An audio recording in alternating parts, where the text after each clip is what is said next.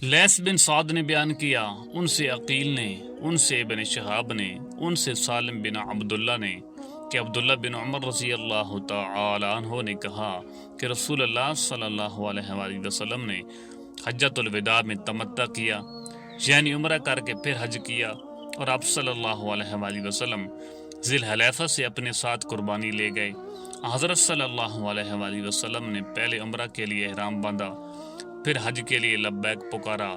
لوگوں نے بھی نبی کریم صلی اللہ علیہ وآلہ وسلم کے ساتھ تمتع کیا، یعنی عمرہ کر کے حج کیا، لیکن بہت سے لوگ اپنے ساتھ قربانی کا جانور لے گئے تھے اور بہت سے نہیں لے گئے تھے۔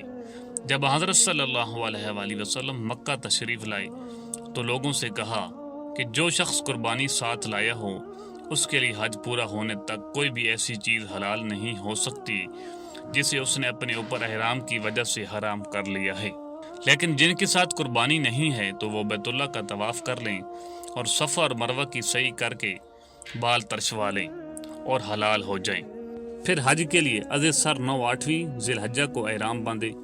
ایسا شخص اگر قربانی نہ پائے تو 3 دن کے روزے حج ہی کے دنوں میں اور 7 دن کے روزے گھر واپس آ کر رکھے۔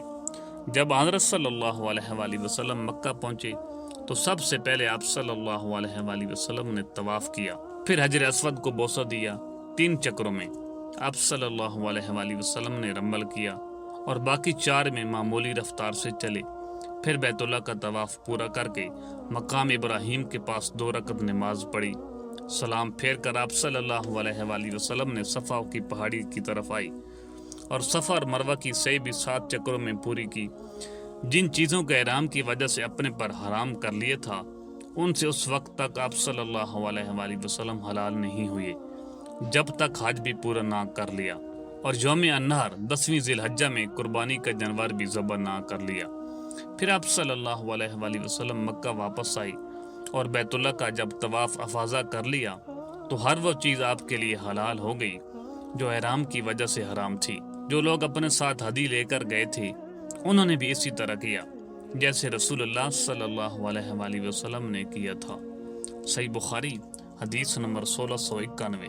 عروہ سے روایت ہے کہ عائشہ رضی اللہ تعالی عنہا نے انہیں حضرت صلی اللہ علیہ وآلہ وسلم کے حج اور عمرہ ایک ساتھ کرنے کی خبر دی، اور لوگوں نے بھی آپ کے ساتھ حج اور عمرہ ایک ساتھ کیا تھا، بالکل اسی طرح جیسے مجھے سالم نے ابن عمر رضی اللہ تعالی عنہ سے اور انہوں نے نبی کریم صلی اللہ علیہ وآلہ وسلم سے خبر دی تھی۔ صحیح بخاری حدیث نمبر 1692۔ حماد نے بیان کیا، ان سے ایوب نے، ان سے نافع نے بیان کیا کہ عبید اللہ بن عبداللہ بن عمر رضی اللہ تعالی عنہ نے اپنے والد سے کہا جب وہ حج کے لیے نکل رہے تھے کہ آپ نہ جائیے، کیونکہ میرا خیال ہے کہ بدامنی کی وجہ سے آپ کو بیت اللہ تک پہنچنے سے روک دیا جائے گا۔ انہوں نے فرمایا کہ پھر میں بھی وہی کام کروں گا جو ایسے موقع پر رسول اللہ صلی اللہ علیہ وآلہ وسلم نے کیا تھا۔ اللہ تعالیٰ نے فرمایا ہے کہ تمہارے لیے رسول اللہ صلی اللہ علیہ وآلہ وسلم کی زندگی بہترین نمونہ ہے۔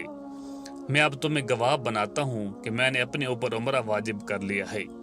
چنانچہ آپ نے عمرہ کا احرام باندھا، انہوں نے بیان کیا، پھر آپ نکلے اور جب بیداء پہنچے تو حج اور عمرہ دونوں کا احرام باندھ لیا اور فرمایا کہ حج اور عمرہ دونوں ایک ہی ہیں۔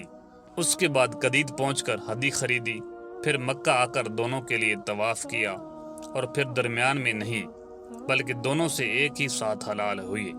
صحیح بخاری حدیث نمبر 1693۔ معمر نے خبر دی، انہیں زہری نے، انہیں عروہ بن زبیر نے، اور ان سے مصور بن مخرمہ رضی اللہ تعالی عنہ اور مروان نے بیان کیا کہ نبی کریم صلی اللہ علیہ وآلہ وسلم مدینہ سے تقریباً اپنے 1000 ساتھیوں کے ساتھ حج کے لیے نکلے۔ جب ذی الحلیفہ پہنچے تو نبی کریم صلی اللہ علیہ وآلہ وسلم نے ہدی کو ہار پہنایا اور اشار کیا، پھر عمرہ کا احرام باندھا۔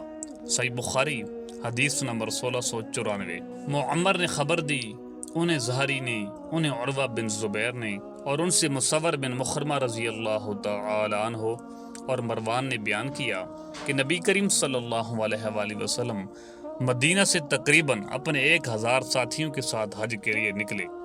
جب ذی الحلیفہ پہنچے تو نبی کریم صلی اللہ علیہ وآلہ وسلم نے اور ان سے مصور بن مخرمہ رضی اللہ تعالی عنہ اور مروان نے بیان کیا کہ نبی کریم صلی اللہ علیہ وآلہ وسلم مدینہ سے تقریباً اپنے 1000 ساتھیوں کے ساتھ حج کے لیے نکلے۔